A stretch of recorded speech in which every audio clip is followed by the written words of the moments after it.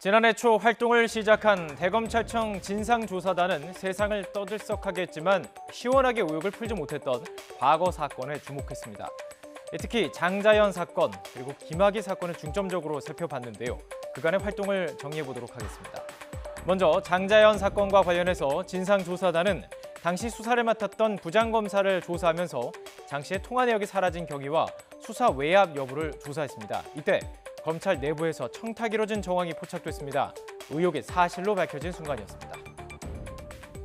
이 과정에서 장 씨를 추행한 의혹을 받는 조선일보 언론인 출신 조모 씨를 수사하는 과정에서 있었던 일입니다. 검찰 내부의 누군가가 조 씨의 아내가 검사니까 잘 부탁한다, 이렇게 김 전 부장검사에게 말했다는 겁니다. 이른바 검찰 내부에서 청탁이 이뤄진 건데요.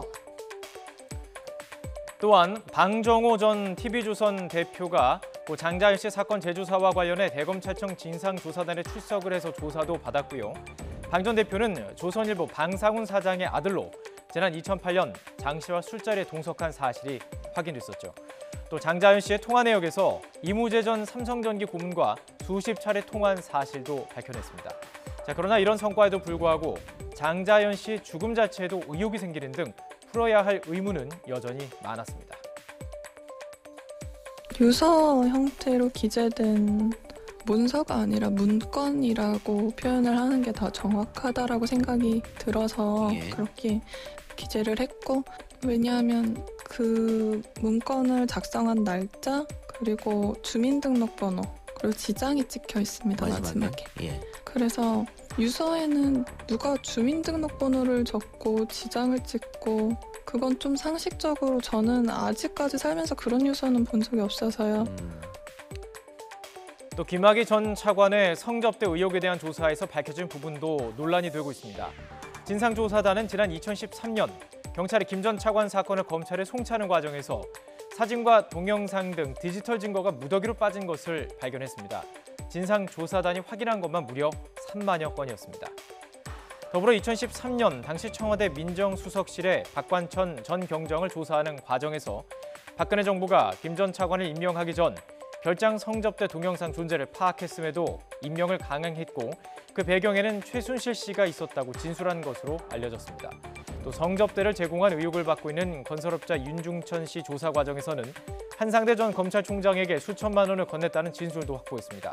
여기에 지난 14일 민감용 경찰청장은 경찰이 입수한 영상에서 김 전 차관의 얼굴을 육안으로도 식별할 수 있었다고 말했고, 또 오늘 아침 이 영상을 본 김영희 진상조사단 총괄팀장도 화질이 선명했다, 이렇게 말해 논란은 증폭되고 있습니다. 흐릿한 영상은 3월에 입수해서 감정을 의뢰했고, 명확한 것은 그 후에 5월에 입수했는데 그 육안으로도 그 식별 가능성도 명확하기 때문에 감정 의뢰 없이 이건 동일인이다라는 것으로 검찰에 송치했다고 합니다. 그게 이제 버전이 여러 개인데요. 원래 원 파일이 있고 또 이렇게 핸드폰으로 찍은 파일이 있고 이렇습니다. 근데 어느 정도 사실 구별은 된다고 생각합니다. 네. 화질은 구별될 정도군요. 저 사람 얼굴 봤을 때 저 사람이 내 동생인지 누나인지 김학인지 뭐 누군지 확인이 되는 정도 화질은 확보가 됐군요. 정확하게 말씀드리기는 곤란하지만 화질이 나쁘다고 할 수는 없을 것 같습니다. 그런데 이 대검 과거사 진상조사단의 활동 기간이 이달 말로 얼마 남지 않았습니다. 시민들은 청와대 청원 게시판에 장자연 씨 사건 재수사 요청을 했고 60만 건 넘게 동의하는 등 이 의혹들이 완전히 해소되길 기대하고 있는데요. 활동 기간 연장 여부가 빠르면 오늘 결론이 날 수 있을 것으로 보입니다. 검찰 과거사위원회는 잠시 뒤 2시 본회의를 열고 대검찰청 진상조사단의 기한 연장 요청을 심사할 계획인데요. 만약 추가 기한 연장이 안 된다면 이에 따른 후폭풍도 상당할 것으로 보입니다.